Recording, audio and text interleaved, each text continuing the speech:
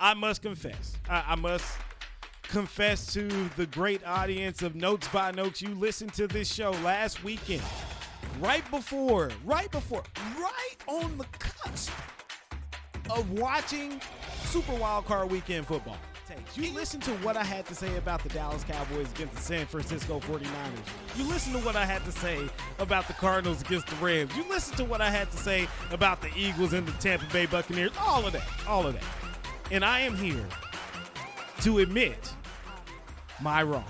I'm not afraid to say that I messed up. I had a lapse of judgment in what I was seeing.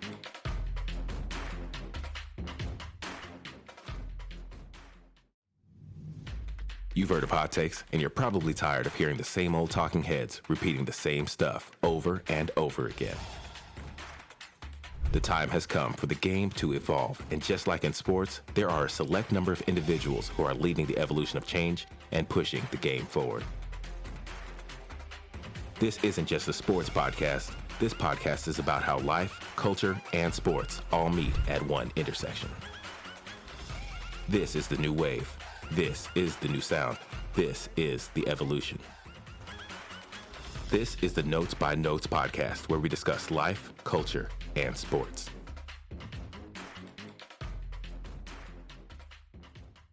What's up, good people? This is the Notes by Notes podcast, the 15th edition in season 3 of Notes by Notes. AP, what is good?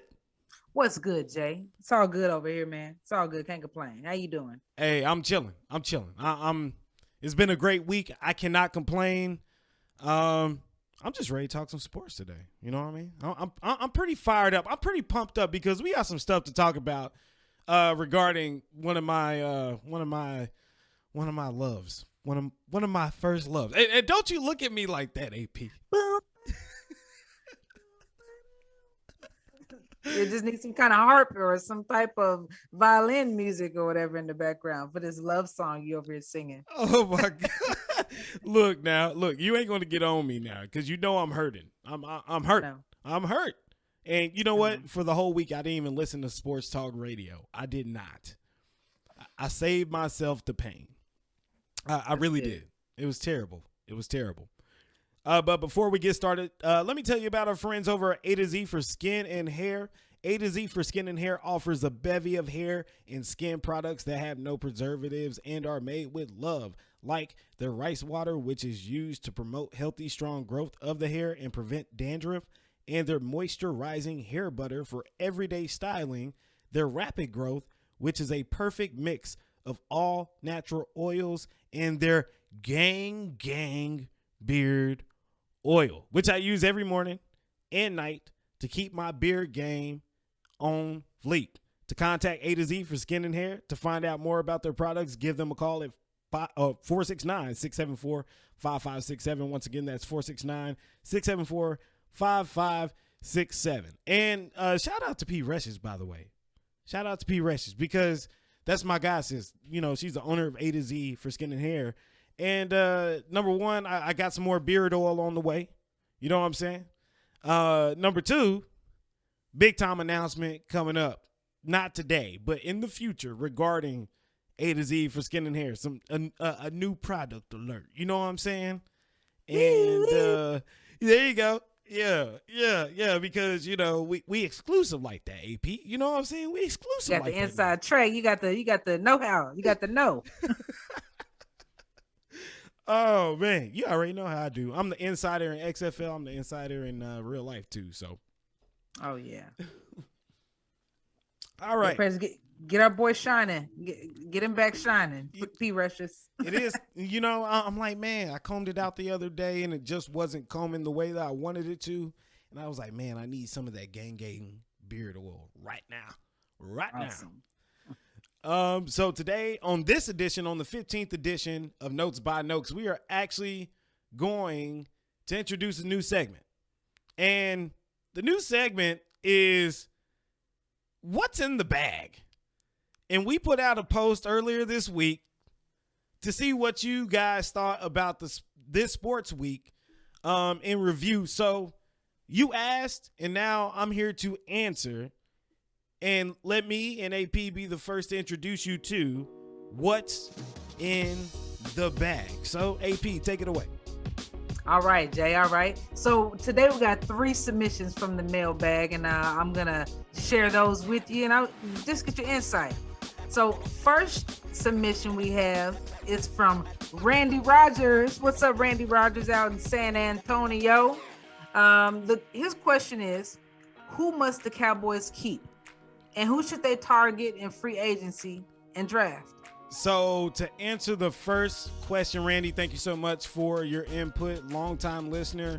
Thank you so much for your mailbag question. The first thing the Dallas Cowboys should do in this free agency, they have 23 players who will be unrestricted free agents.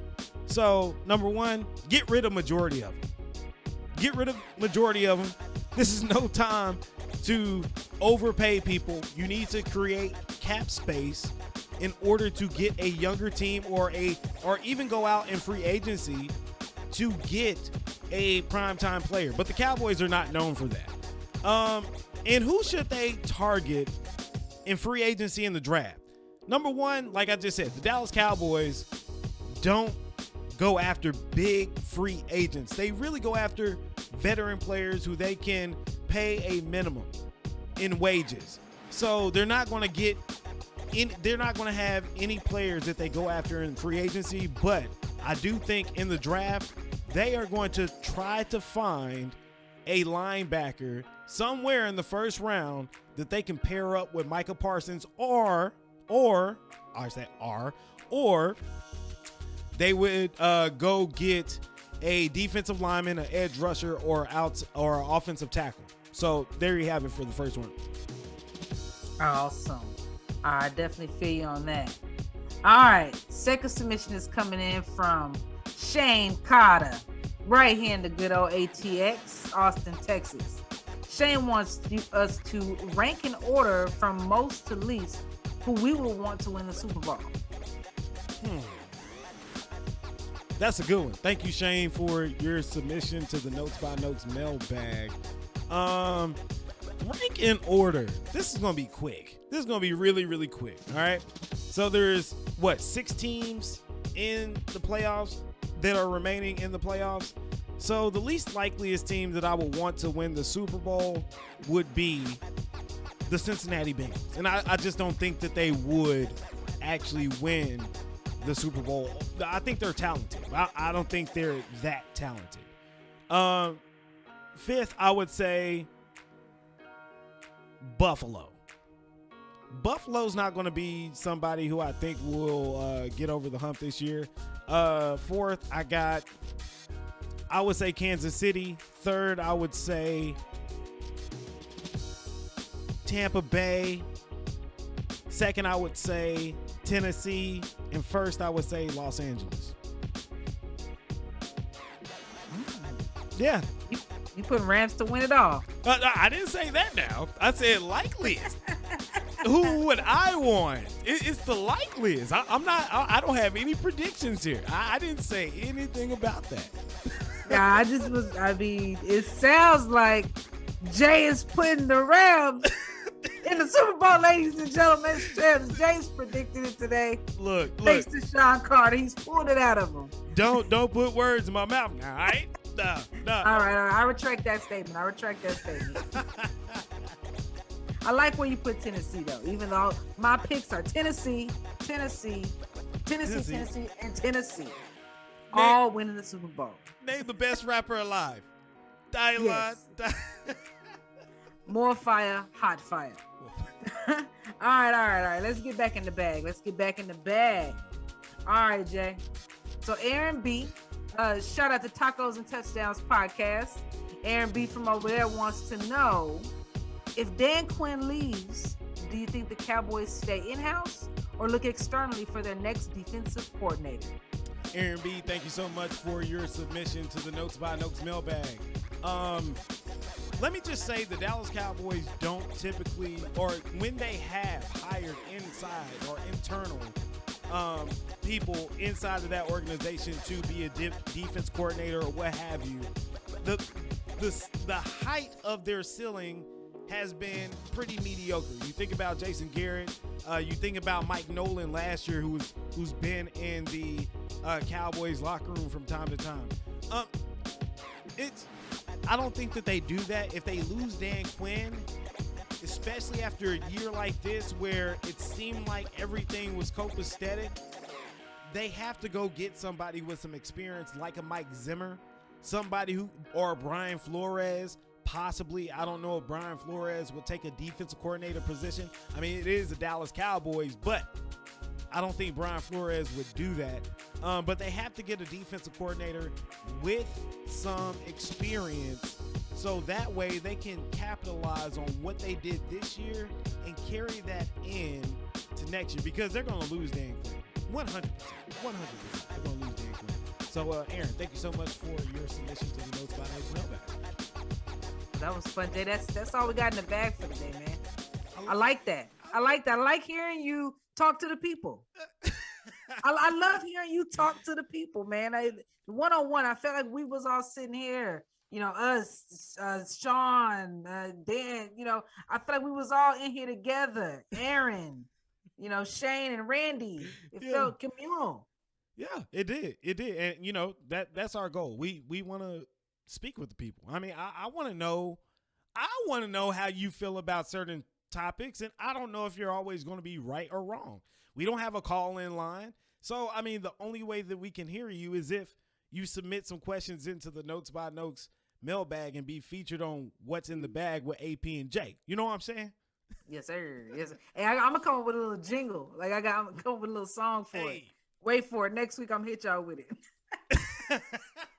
Hit that Harlem Shake on them. Hit that Harlem Shake. I'm telling you. So it's time to get to the main course here, AP. The name of this show, the 15th edition of Notes by Notes, is Hindsight 2022.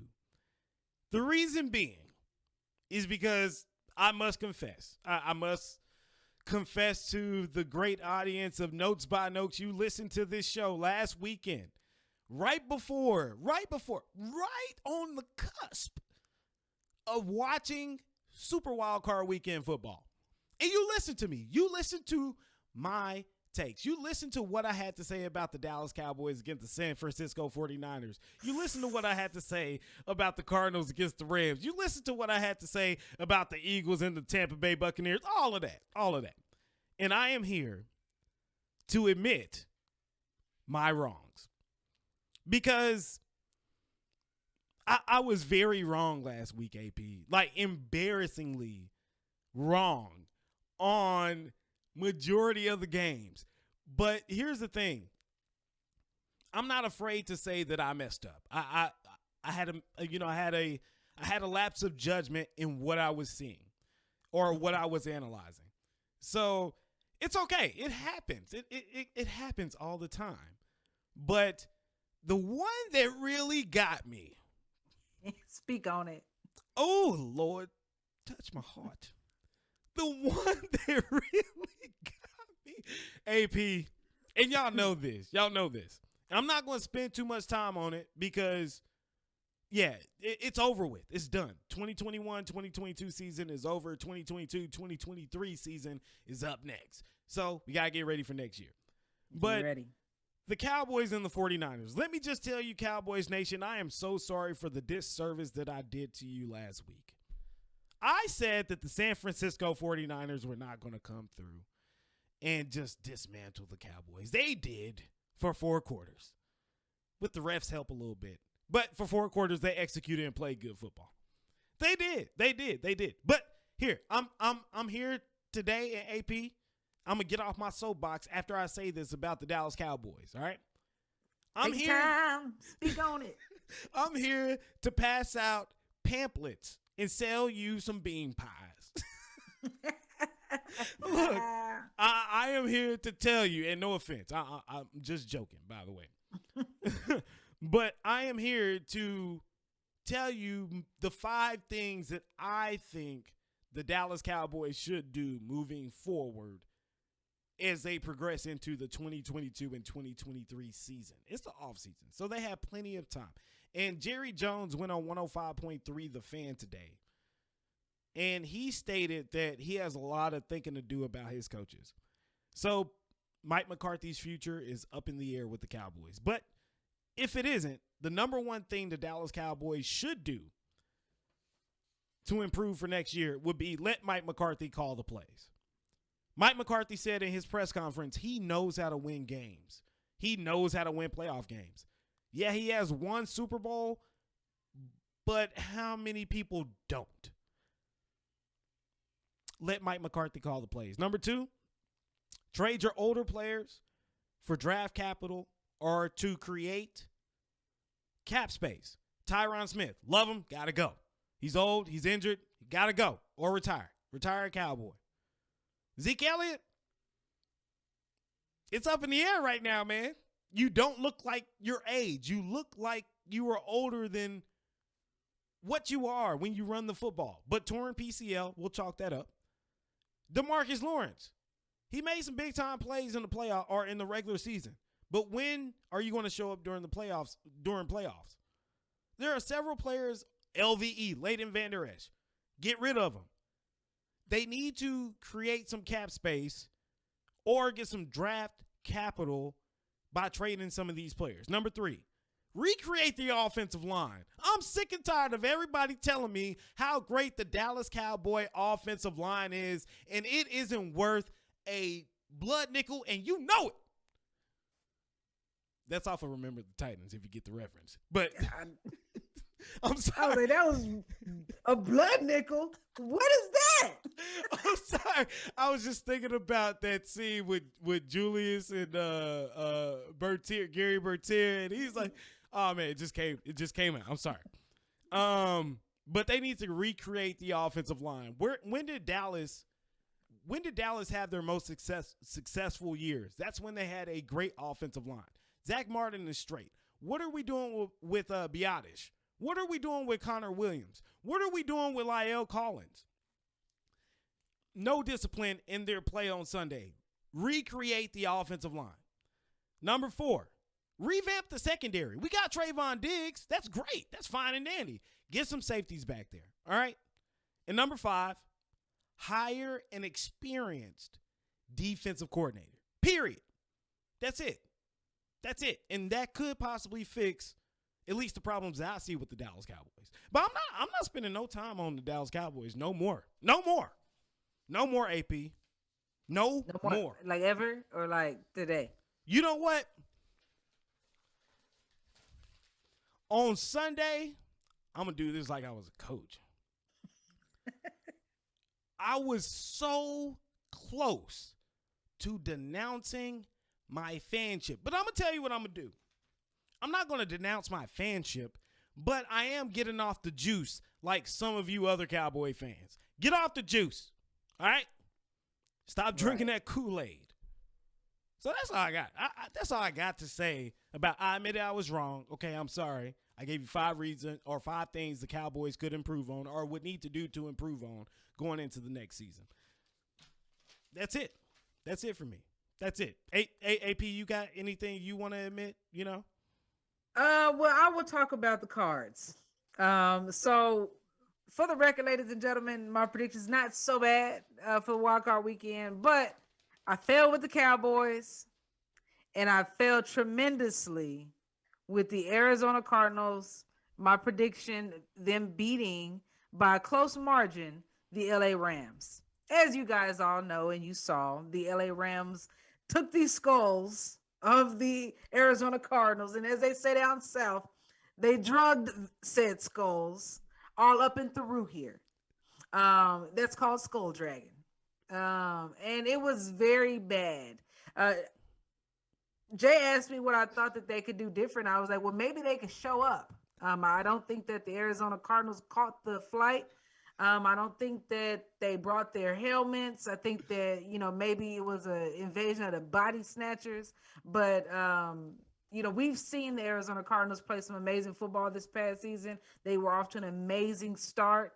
And they were like number 1 forever. And then they just forgot what they were doing at some point. And then when they were playing the LA Rams, it was the team that forgot what they were doing. Kyler Murray, I mean, played a ridiculous game. I'm sorry. I love Kyler Murray. And that was literally the reason why I picked him. I said that I was going to side with him because I'm a huge fan of Kyler Murray. I think that the Cardinals are just a dope team. But he did not show up.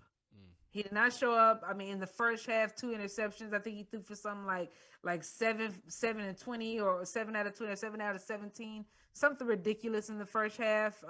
And I mean, 21-0 is how they went into the locker room after the first half. I didn't expect that type of performance. And then they came back and I said, well, maybe they about to do something. They win that locker room. And let me tell you, they win that locker room and they had a talk. No. They came back out and did the same, if not worse. I mean, it was, yeah. I don't have a lot that they can do differently. I think that there do need to be some changes as far as in the Cardinals. I mean, I don't even know. I mean, their defense wasn't doing anything to stop the Rams. Their defense just did not even attempt to do anything with Stafford. And I think that it was just, I mean, they had some easy giveaways. So, I mean, maybe a full revamp there. Maybe start there. Kyler, I don't say get rid of him. We've seen him do well. But, I mean, yeah, like this is not the time not to show up. Not the game that gets you where you want to be. Yeah, I mean, that's all I got, man. I don't want to talk too bad about them boys, but, I mean, everybody saw the game. And if you didn't see the game, it's probably because you turned it off early after the first half. And ladies and gentlemen, you didn't miss anything in the second half. 31-11 final score, AP. That was a unentertaining football game.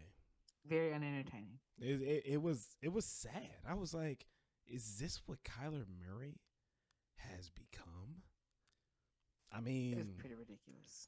And then J.J. Watt, like, yeah, he's out of voltage or something. He's not J.J. Watt anymore. He's just a shell of himself. Well, you know, it's okay to admit our wrongs, AP. You know, I think it's a good thing. It's times like this is meant for getting things off of your chest. Like the Dallas Cowboys throwing their entire okay, I'm done. I'll just they got the whole season off their chest. Yeah. You got that right. Right. They set that down to next season. Yeah, they was like, oh, you said Puerto Rico. Hey, man, after the game, hey, man, we trying to go bump the Super Bowl. We going to Puerto Rico, bro. That's what Dallas did. Garbage. I can't. They're gonna win the whole thing next year, Jay. I do that. Yeah. No, don't. Nah. Next year is the year. Hell nah. I want to see it. I gotta see it before I believe it. If that happens, I'm gonna make a crazy bet or something. I'm gonna do something crazy, like fun, not just wild, stupid. I'm gonna do something like crazy. You know what I mean? I don't know, but hey, you know we're here now. We're here. Oh man, I'm about to cry. Suck it up, Buttercup. You would say that because your team is in. We fly high, no lie. You know it. The division. Ballin'. But you know what? Y'all had a first round bye. So did Green Bay. So now that Super Wildcard weekend has passed us, and now we're approaching Divisional round weekend. We have the games lined up for Saturday and Sunday. So it's going to be a football-filled weekend. Tomorrow to start off, you got Cincinnati and Tennessee. You got the 49ers versus the Packers. And then on Sunday, the Sunday slate, you got the Rams versus the Bucks. And then you have the Bills versus the Chiefs. So great matchups happening this weekend. Tennessee, did I already say? Yeah, Cincinnati. So to start off, right? Y'all play a red hot. We're going to talk about Cincinnati versus Tennessee. Y'all play a red hot Cincinnati team that is coming into this game off of after beating the Las Vegas Raiders at home off of one of the most controversial touchdown catches I've ever seen. I mean, tell me what you think about that, AP. I mean, is this going to be a game that y'all just breeze through? Or do you think that the Bengals are going to be a challenge? Well, I think that the Bengals definitely got the big boy shorts on. You know what I mean? They definitely are going to be feeling themselves coming off of that win last week. Now, Tennessee is well rested, and I always feel like it can go either way when teams have had, you know what I'm saying, that off week. These other teams are still hot. They're still mobile. But one thing about the Tennessee Titans is that they're coming in uninjured, and they're actually coming back with players that we haven't seen in a whole minute. Okay. We're coming back with a healthy Henry. And he has been freed to play. He's been cleared. So, I mean, how much of him we see is still going to be up for grabs. We don't know, how they're going to use him. They've been doing fine without him. I think that we're going to see the Tennessee Titans prevail over Cincinnati, period. I'm excited to see it, as you know. I just hope that them boys ain't still asleep when it's time to play. But they had some rest, and I think they definitely going to use it to their advantage, especially Henry. He's been practicing all week, and all sources say that he's good. So we'll see how they use him. So I am going to roll with Tennessee here. I really believe in what they can do now that they have Derrick Henry back. And for many teams in the playoffs, a first round bye doesn't do well for some teams. You know what I mean? Like teams that really don't have it put together, but they're kind of tightening it up. Like the Dallas Cowboys, if they were to have a divisional round bye, I don't think that they would have sustained any success. I think the outcome still would have been the outcome. But with Tennessee, I can definitely see a light at the end of the tunnel. You got Derrick Henry. I mean, you got Julio Jones. The Tennessee Titans is a healthy football team, and that alone makes them one of the most dangerous teams in the NFL. So I got to roll with Tennessee. I just like what I see, and I love the fact that King Henry, I call him King Henry. The boy is cold now. He's cold. He's cold. Almost 2,000 yards rushing last year. He led the league in rushing, I believe, even after he was injured up until like week 13, week 14. And he still finished sixth on the rushing list, on the rushing yards list. That's insane. That's insane. And his season wasn't as great at what, it wasn't better than, I don't think this season would have been his best season playing. I thought last year was. But the dude is phenomenal, and I think he's gonna help you guys get to a win and show up in the AFC Championship game. Agreed. So let's talk about this whack team, the 49ers versus the Packers. I'm trying to take all the bias out right now. Just excuse me. They surprised me, so I ain't going to talk bad about them. I can't. Well, you know what? That's what's crazy, AP. And you know what? I am going to go with Green Bay, or I'm going to go with San Francisco at Lambeau Field. I'm going with San Francisco at Lambeau Field because the 49ers have proven that they travel well. They have proven that their defense is legit. They have proven that even in a situation of adversity, they know how to adapt and change course. Like against Dallas last week, they put up 10 points, and then they kind of went stagnant for a minute. And then in the third quarter, they were like, all right, let's put Debo back there in the backfield and let's score a touchdown to make this game a little bit more, to separate us from the Cowboys. I think that they can do that anywhere. I think that they are going to upset the Green Bay Packers this Saturday or today. I think that they are going to upset them. I think the 49ers are going to do what many of us thought that they couldn't do. So, I'm going with San Francisco here. I'm gonna have to stay with the Packers. I trust in their edge. They're coming in, leading, and in the NFC, and I think that they've done the work. I don't think that one game is going to change that tide. I don't know. When you got Aaron Rodgers and I mean, after the game Garoppolo played, he did good, but I don't think that he's gonna beat Aaron Rodgers. Not this weekend. San Francisco, I think that Cowboys dropped the ball last week. I don't think that San Francisco did anything extremely significant. You know what I mean? I think they had a great game, but I also think that the Cowboys played an extremely sloppy game. So I'm not going to use that as an indicator of how they're going to play against Green Bay this week. I just don't think it's going to happen. As long as the Packers are ready to play, I think they're going to win. And can I make an amendment to that mailbag submission earlier? Yes. From Shane. There are 8 teams in the playoffs right now. 8 teams. Cincinnati, Tennessee, 49ers, Packers, Rams, Bucks, Bills, Chiefs. 8, right? Mm-hmm. I only listed 6 earlier. Right. So if you ask me, San Francisco would actually be right there with Tennessee. And I believe that, who am I missing? I would say,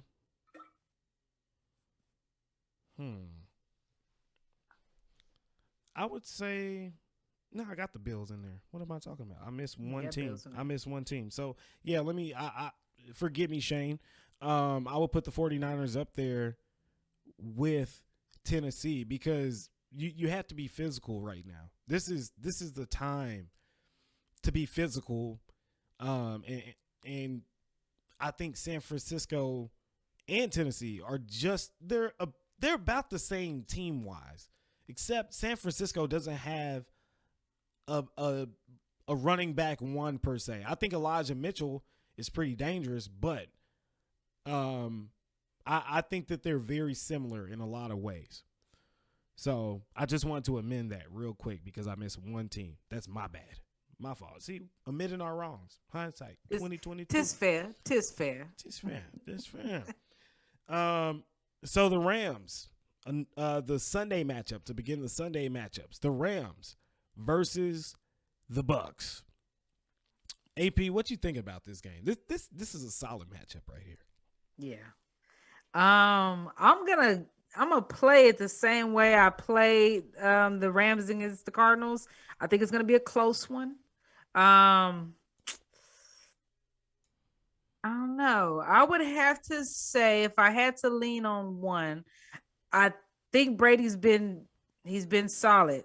And if I have to go Brady against Stafford, just putting the ball where it needs to go all night, I would lean on Brady. There were some key injuries, I think, when the Buccaneers played against. My memory's so bad. Since the Buccaneers played this past week against I'm drawing a blank to the Eagles, Philadelphia. Yes. Since they played the Eagles, there was a couple injuries there that was kind of dangerous for them as far as on their defense. But I think that they still will prevail. I think they still got it. I just think they do. I think their offense alone is going to be able to get them the game. I like the pick, but I'm going against the grain here. I'm picking the Los Angeles Rams. This defensive line is no joke. The Buccaneers' offensive line is beat up. Tristan Wirfs might be out for this game. He had some knee injuries in the first game against Philadelphia. I just like the Rams, man. Cam Akers came in, played well. Matthew Stafford played well against the Cardinals. OBJ played well against the Cardinals. Von Miller was on point. Aaron Donald. When you got a team like this that's really riding high and has created some momentum, I think the Rams are a super dangerous team, uber dangerous team, and that's why I have them like as least or most likely as to possibly end up winning the Super Bowl. But I got the Rams here. I got to go with the Rams. Touche. I saw that coming. Yep. I saw that coming. We got. You made good reasoning. You made very good reasoning. That lineup you just mentioned. I mean, those guys right there, all of them playing hot right now. So yeah, it's gonna be hard to take the game away from them. But I'm gonna still go Buccaneers. We'll see what happens. Hey, we'll see what happens. There's a point of contention right there. So you'll be watching the Rams or you'll be watching the Bucks, hopefully looking for them to win, and I'll be watching the Rams hoping that they win. So that way, you know, who we could figure out who has bragging rights going into next week's show. Yeah, somebody gonna be giving you the I was wrong speech next week. Again. Look, I'm wrong. I'm sorry. I'm wrong again. I'll assume you just that gave would us be 5 me. reasons why you think they're gonna win. So be prepared with your 5 reasons why they lost again next week. Stay tuned. All right, final game of the divisional round this upcoming weekend: the Bills versus the Kansas City Chiefs. AP, this is a tough one because Buffalo played outstanding against the New England Patriots, but they have to go into Arrowhead and they have to play Pat Mahomes. I don't know if I'm man enough yet to pick against Kansas City. I'm going with Kansas City here.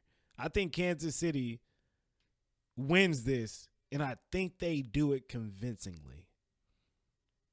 Yeah, you think so? I think so. Tyreek Hill's good. Travis Kelce is good. Again, it's about talent. The Bills have talent, but they don't have as much talent as Kansas City. Not in the offensive line, not within their wide receiver group. I mean, probably in the backfield, but outside of that, I don't even think that. Like the Bills have Devin Singletary. The Chiefs have a few cats in the backfield. So I don't know, man. Pat Mahomes until the wheels fall off. Yeah, I think it's a tight 50-50 matchup. I really think this is probably going to be the most even kill game of the division playoff, the division playoffs. But I don't know. I don't know. I could see Josh Allen doing something. Definitely, Mahomes. I've been riding for the Chiefs. I really have been. I think that they've been, they've been my picks. I just don't think that this game is going to be that easy to call for them. By a very tight margin, I'll say the Chiefs also, but I think it's going to be one hell of a game. I really do. I don't know why. I just feel like it's going to be a really close game. I think it's going to be the most entertaining game of the weekend, to be honest with you. Well, actually, take that back because Rams and Buccaneers is going to pack some punches. 49ers, Green Bay, Cincinnati, Tennessee are kind of going to be your slugfest where it's more of running the football. Like it's going to be, just straight run, not a lot of passing. Except for, Cincinnati, I think Joe Burrow might show out. But I really like the potential that the Bills and the Chiefs are going to have. That's going to be a fun watch. So, real quick, before we move over, because we're going to talk we're going to cross over to the NBA today, ladies and gentlemen. Crossover. I see what you did there, Jay. You like that? You like that? Fade away, bowling. Yeah, so we're going to talk some NBA today to close out the show. But before we do that, AP, what do you think? What should we expect from the Green Bay Packers and the Tennessee Titans after their first bye week or after the first round bye, in your opinion? I think that both of them are going to come out rested. I think they're really good teams. And after the season that they both had, I think that the bye was well deserved. Like I said, for Tennessee, I think the only good things are going to come out of it. They've had a chance to get some additional practice in with Henry. I think that it gave him an additional week to recuperate. And I think that it gave them an opportunity to work in an additional player that they haven't seen in quite a few weeks. So, I don't see anything negative in it for Tennessee as long as they've been hitting the practice field the way that they should have to try to work out some agility and working in Henry back in there. Like I said, they've been winning without him. So it's only going to be a plus to have him back in the mix. Green Bay, on the other hand, like I said, the one thing that the other teams are going to have is they're going to be coming into it with that momentum. I would fear for Green Bay just a little bit, just with, Aaron Rodgers, he's not your spring chicken anymore in terms of, being the best quarterback. I don't see him as being the most consistent quarterback anymore. You know what I mean? There's little gaps in his performance, and sometimes I don't know. Like you said earlier, sometimes that bye week can be a killer. I got hope for him. I think that both teams are going to win this week, but I think that the Titans had a lot more to benefit from the rest than Green Bay did. Well put. Well, what I think, I'll go in reverse here. With Green Bay, I think Green Bay is going to come out kind of rusty. I think Green Bay is going to show some signs of rust. I think it's going to take them a little bit longer to get going. I know that they have had some time to prepare for this game. Matt LaFleur was actually on record this week saying that they were preparing all along for the 49ers. So it's going to be interesting to see what their preparation looks like against this team who just won a big game in Dallas. So I think the Packers are going to come out rusty. The Tennessee Titans, I actually think that instead of coming out rusty, they're going to come out with an injection of enthusiasm. I think that they are going to just do something bad to Cincinnati and make everyone forget what the Bengals did last week, which is secure their first playoff win in the past 31 years. So I really like Tennessee. I'm not so high on Green Bay, even though I do think that their talent level is up there. Like, they can do it. It's just a matter of, can they do it? See what I'm saying? Mm-hmm. So there you have it. We're going to cross over to NBA basketball now. All right.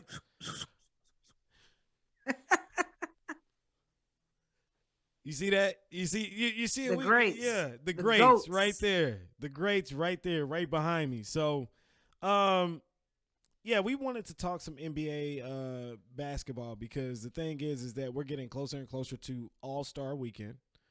But most importantly, a player has come back after a controversial 8 weeks off. He's finally back in the lineup for his team. I'm talking about Kyrie Irving, who is the Brooklyn Nets guard, who is still unvaccinated, but is allowed to play in away games, but not home games. And why? I just want to ask, why is Kyrie Irving's return so problematic to some people? And AP, I want to give you the floor here because I think you have some interesting points about that. So why is it so problematic for the NBA fan base? I think that fairness is just something that, I don't know. I just think that it's normal. Like, it should be, right? Like, if you have a rule and you put that rule in place, then I think that everybody should have to abide by it. And we talked about it at the very beginning of the season. I support Kyrie Irving's, reasoning to remain unvaccinated. I really do. I don't think that anybody should be forced into making that decision for their health or for whatever reasons, religious, what have you. If you don't believe in it, you shouldn't have to do it. However, there's consequences, repercussions for everybody's actions. So if you work in a league that has these strict mandates that prevent you from playing, then that's a decision that you're making. You know what I mean? Like, you could boycott it, you can, grandstand it, you can do whatever you want to make your point and be heard. And I'm all for that. You know what I mean? And if you decide, all right, look, I'm not going to play because I'm not vaccinated, then cool. Like, let that be that. Now, I don't know that there's a single other player in the entire league that has his accommodation. I'm all for the ADA, you know what I mean? I got a lift desk at work too. You know what I mean? I got a little something to get me through the day.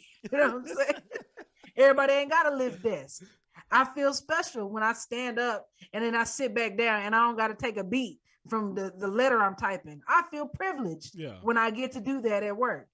But I don't know any other player in the NBA that has this accommodation where, like, look, you don't got to play for a bulk of the season. And then when you do come back and play, you only play at away games. You know what I'm saying? Like, I'm surprised that the Nets even allowed it. But I mean, I think that they got to a point at the end of the season now where they were a little bit more desperate. And that, especially with all the sickness and the COVID protocols and people being taken out, I think that having him as a backup, you get him. I mean, you better to have him for some than for none. You know what I mean? He can help clinch some of those away games. You know what I mean? So I get it. I see why they're doing it. But at the same token, like, that's the controversy for me. I just don't know if it to be. I mean, can you name anybody else that's on the same accommodation?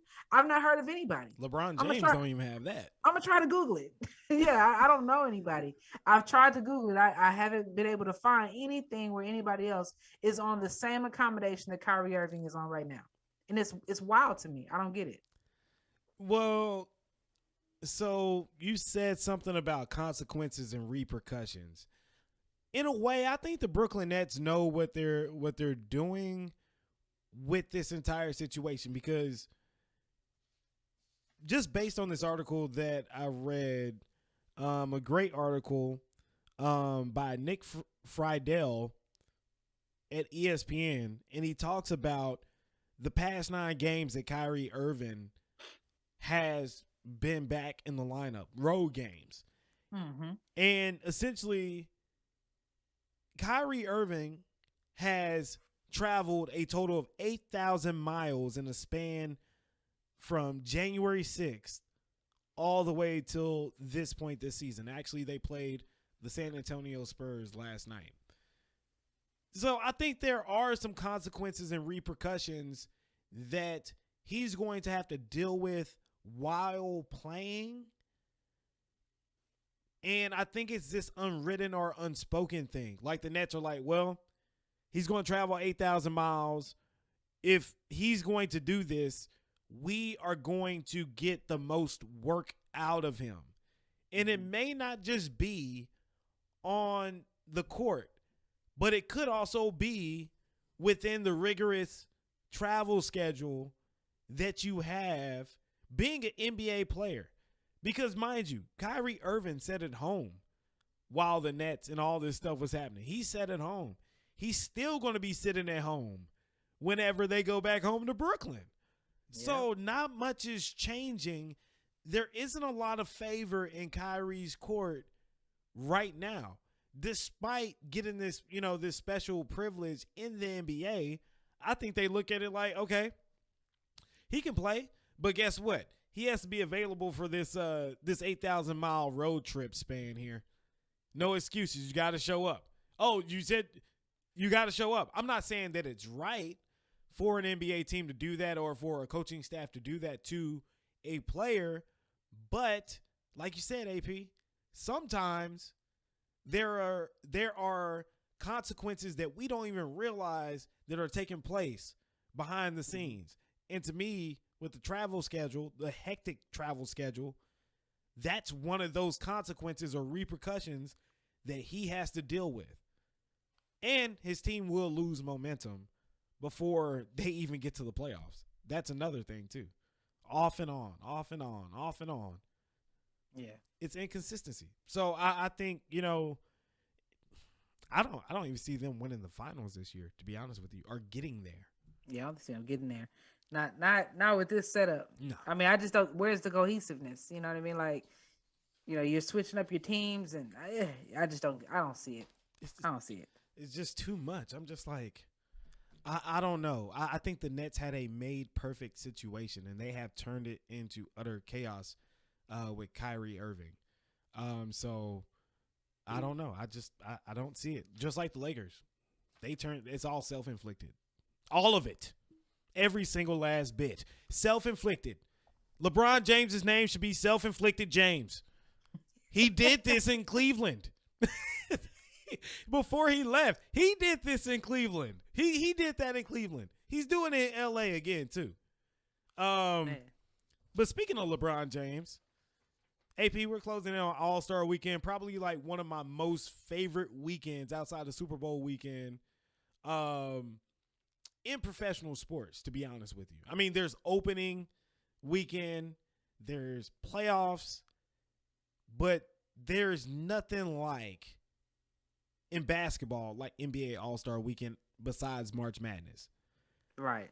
So saying all that to say this, because I'm kind of ticked. Not ticked. I just, there's this pet peeve where I don't believe that players who haven't done much should be receiving all-star votes. Mm-hmm.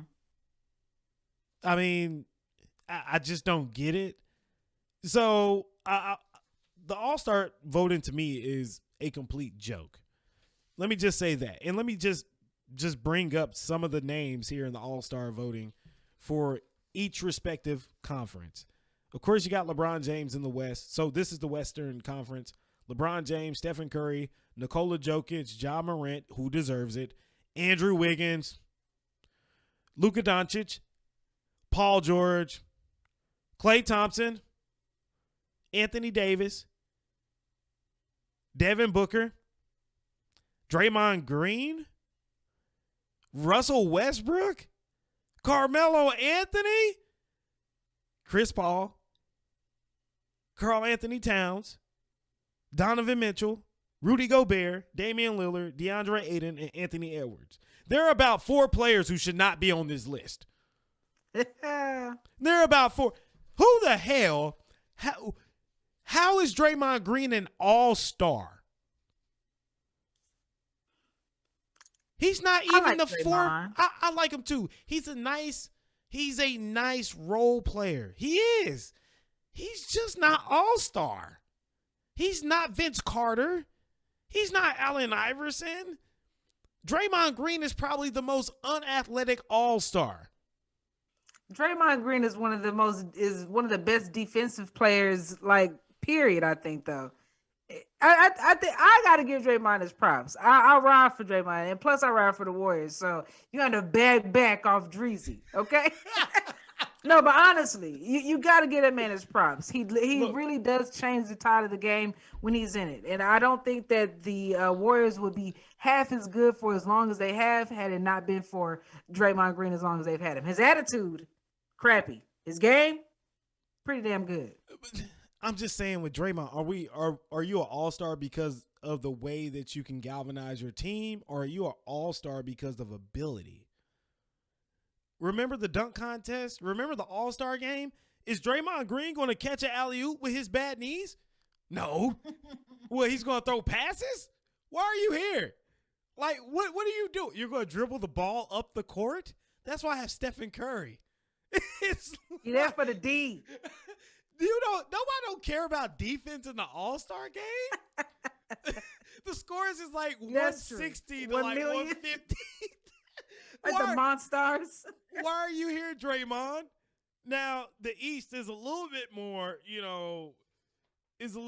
understandable here. All right. So Kevin Durant, DeMar DeRozan, Giannis Antetokounmpo, Trae Young, Joel Embiid, Zach LaVine, Jason Tatum, James Harden, Jimmy Butler, LaMelo Ball, Jarrett Allen, Kyrie Irving, Pascal Siakam, Fred VanVleet, Bam Adebayo, Derrick Rose, Miles Bridges, Darius Garland, LaMarcus Aldridge, Jaylen Brown. So, AP, tell me, Jarrett Allen deserves to be on the All-Star team because of his defense? No, not everybody.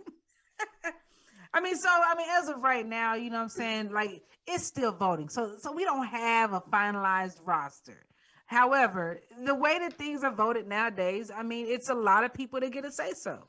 The fans are 50% of the votes. So they say, allegedly.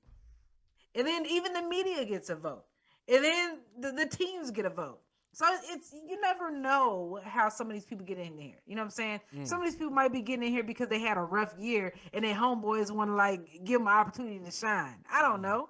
But realistically, when it comes down to it, you're really only there for the all-stars of the all-stars anyway. Nobody's there for the little name guys who just got in because they got a couple extra votes. You know what I mean? Like, we're here for the LeBrons. We're here for the KDs. We're okay. We may not be here for the Draymond Greens. Okay. No, I'm not. I'm not watching that because Draymond's playing. Like, who's going to be like, oh my God, I want to watch Draymond in the All-Star game tonight? Nobody's done that ever. I would love to see it. Ever. I would love to see it. I mean, honestly, if I don't know, I love when a group of people like that are used to playing together, like Steph and Draymond or Steph and Clay, like when they all get together on the same team, like it's such a fun game to watch. So I mean, at the end of the day, we all know that the All-Stars is just an elevated like an entertainment contest. Like it's a night of entertainment. You know what I'm saying? It's not for any type of, real, what is it called? Like bragging rights.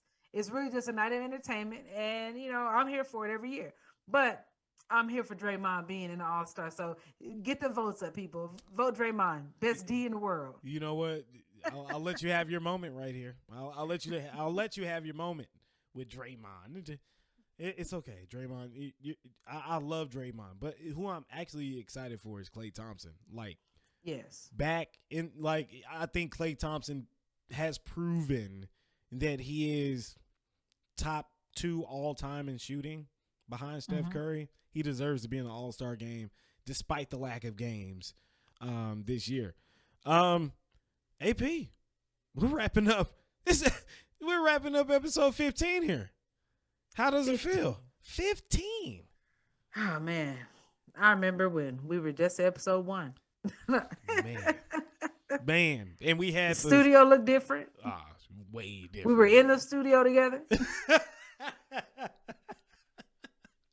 We'll be back together, ladies and gentlemen, one day soon. Yeah. Very soon. We just, we had some things come up. So, we're just making do with what we have available. That's all. So, super excited to have AP back in the stew next week. It's going to be fun. We love doing the show. Before we let you go again, let us tell you about our friends over at A to Z for Skin and Hair. Hit them up at 469-674-5567. Let them know that the homies over at Notes by Noakes sent you. You can see their QR code right now on the slide that's going across the screen. Big things coming for Notes by Noakes pod in 2022. So we're looking forward to it. We'll see you guys all next week for our 16th episode of season 3. We are out of here. Peace.